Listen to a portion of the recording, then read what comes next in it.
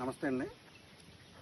ఇది 1వ వెంచర్ అండి, బాలవెంకటాపురం కంపెనీ. మొట్టమొదటగా ఎర్రచందనం పండే పొలాన్ని అలా వెంచర్ కల్చర్లో తీసుకొచ్చి ప్రారంభించినటువంటి మొట్టమొదటి వెంచరు బాలవెంకటాపురం SKG 1.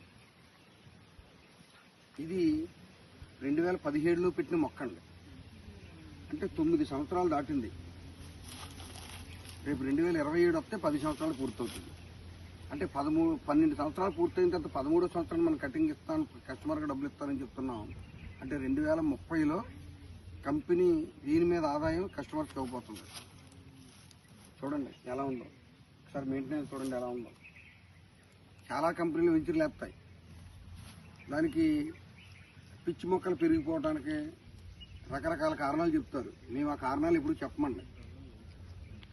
మెయిన్ మెయింటెనెన్స్ చూసే ఈవేళ మార్కెట్లో ఇంత పెద్ద కంపెనీగా అవతరించాం. మా కస్టమర్స్కి మేము చెప్పే మాటలకి తగ్గట్టుగా మా కంపెనీ పని ఉంటుందండి. అందుకే మేము మార్కెట్లో ధైర్యంగా బిజినెస్ చేయగలుగుతున్నాం, కస్టమర్స్ని తీసుకొచ్చి ధైర్యంగా మేము అమ్మగలుగుతున్నాం. అందుకే నెలకి 100 ఎకరాల నుంచి 200 ఎకరాలు మేము అమ్మగలుగుతున్నాం. ఇప్పుడు 62 వెంచర్లు దరిదాపుగా పూర్తయిపోయినాయి. 63వ వెంచర్ నడుస్తుంది. అంటే సుమారుగా 6000 ఎకరాలు కన్నా కొంచెం ఎక్కువ తక్కువలో 6 ఎకరాలు దాటి ఉండొచ్చు, లేదా ఒక 50-100 తగ్గి ఉండొచ్చు. 6000 ఎకరాల్లో మేము వెంచర్లు వేసామంటే అసలు ఇంత భారీ స్థాయి కంపెనీ, ఈ రకమైన మెయింటెనెన్స్ కంపెనీ మీరు మైక్రోస్కోప్ పెట్టినట్టుగా కనపడుతుంది.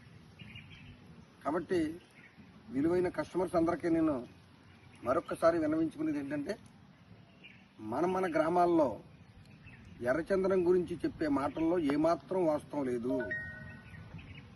వాళ్ళు చెప్పే మాటలు అడవిలో పెరిగే మొక్కల గురించి చెప్తున్నారు. ఎవరికైనా సరే ఎర్రచందనం మొక్కల గురించి ఉన్న నాలెడ్జ్ మన ఏరియాలో, మన విలేజ్లో అటవీ డిపార్ట్మెంట్లో పెరిగిన మొక్కల గురించే.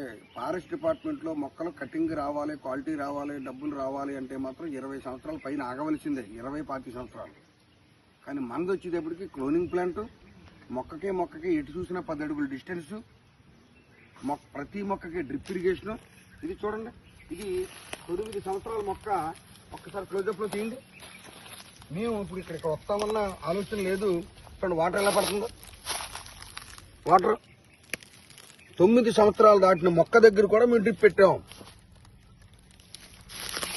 ఇలాగా ఈ రకమైన మెయింటెనెన్స్లో చేస్తే ఎందుకు బాగోదండి? కాబట్టి సాయి ప్రాపర్టీస్